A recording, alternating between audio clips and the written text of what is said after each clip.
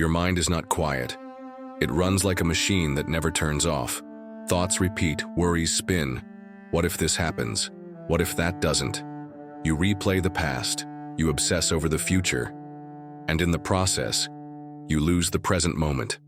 Here's the hidden truth. Overthinking is not intelligence, it is a form of slavery. The Stoics knew this long before psychologists gave it a name, and they left behind powerful tools to break free. So let me ask you, what would your life look like if your mind was no longer your enemy, but your greatest ally? Let's uncover the Stoic path to destroying overthinking once and for all. Step 1. See overthinking as a choice. Overthinking feels automatic, but Marcus Aurelius reminds us, your mind has power over its thoughts. You are not a prisoner, you are the ruler. Suspense. But here's what nobody tells you. The loop of thoughts is not caused by the world. It's caused by you refusing to take command. Revelation. The Stoics saw that overthinking is simply uncontrolled judgment, your habit of attaching endless meaning to every event. Consequence. The moment you realize it's a choice, you stop saying, I can't control my thoughts. Instead, you say, I choose which thoughts to keep and which to dismiss. And suddenly, the cage door swings open. So ask yourself, who is in control right now?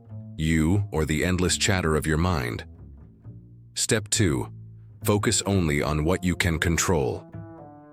Overthinking thrives on things outside your reach. You imagine how others will respond.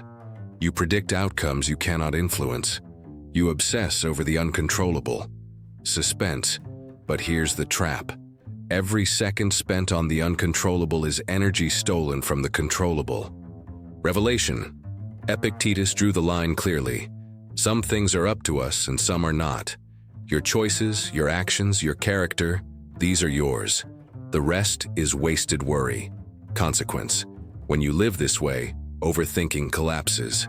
The noise fades because you are no longer feeding it with impossible battles. So ask yourself, right now, am I thinking about something I control or something I don't? Step 3. Anchor yourself in the present. Overthinking drags you into two prisons, the past and the future. The Stoics shattered both by focusing fiercely on the present moment. Suspense. Why does this work? Because the past is untouchable and the future is unknowable. The only battlefield you ever have is here now. Revelation. Marcus Aurelius wrote that every moment is enough if you live it with virtue. When you anchor in the present, you cut the chains of overthinking instantly. Consequence. Your energy stops leaking into ghosts and illusions. Your power returns, and clarity finally breathes where confusion once ruled.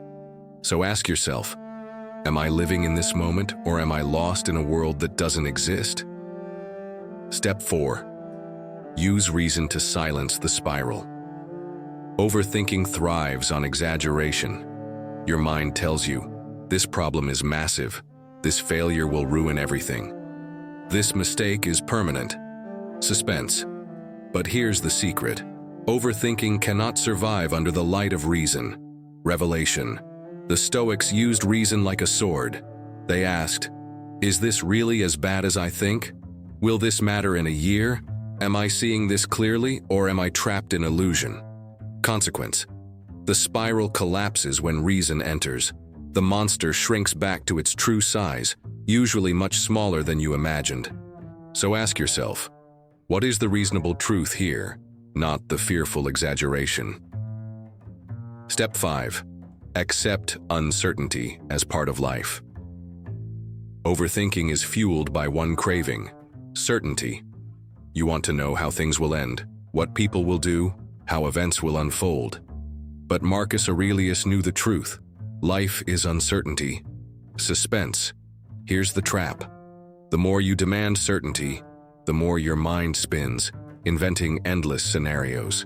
The future is unknowable, yet you torture yourself by trying to know it. Revelation. Stoicism teaches acceptance. You cannot control fate, but you can control how you walk through it. When you accept uncertainty, you break the very engine of overthinking. Consequence. Peace replaces panic. You act with clarity, not hesitation. You move forward, not paralyzed by what you cannot see. So ask yourself, am I trying to predict the future or live in the present with strength? Step 6. Shorten the chain of thought. Overthinking is a chain reaction. One thought triggers another, which triggers another, until you are drowning in possibilities. Suspense. But here's what nobody tells you. The chain only grows because you feed it. You replay the conversation. You add more what-ifs. You fan the flame until it consumes you. Revelation. The Stoics cut the chain early. They stopped at the first link. They asked, is this thought useful? If not, it was dismissed. Consequence. By breaking the chain early, you kill overthinking before it multiplies. Your mind stays sharp, disciplined, and free. So ask yourself, what thought am I feeding right now that should be cut off at the root? Step 7. Turn thought into action. Overthinking is thought without action. You analyze, plan, imagine, but you never move. The Stoics despised paralysis. Suspense. Why? Because life isn't lived in thought, it's lived in action. Revelation. Marcus wrote that wasteful thinking robs you of living. He reminded himself daily to act, to do what virtue demanded, regardless of hesitation. Consequence. The cure for overthinking is movement. Not perfect action, not flawless plans, just decisive steps. Once you act, the spiral breaks. So ask yourself, what small action can I take right now that will destroy the loop? Step 8. Rehearse the worst, then let it go. Seneca gave a shocking practice. Imagine the worst-case scenario, not to terrify yourself, but to free yourself.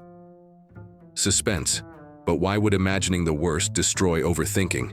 Because fear thrives in the vague, the undefined. Revelation. When you name the worst, you realize two things. Either it's survivable, or it's outside your control. In both cases, endless worrying becomes useless. Consequence. Once you've faced the worst, your mind has nothing left to obsess over. Fear shrinks, calm returns, overthinking dies.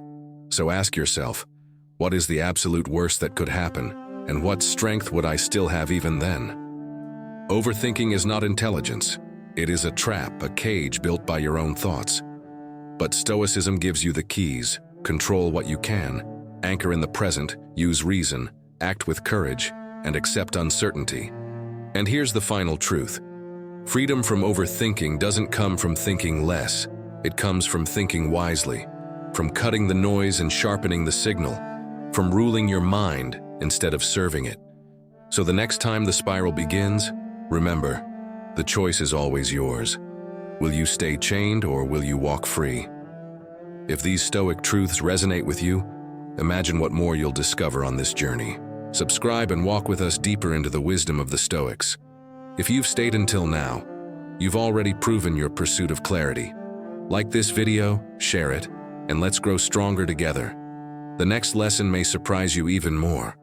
What comes next could transform the way you see your own mind forever.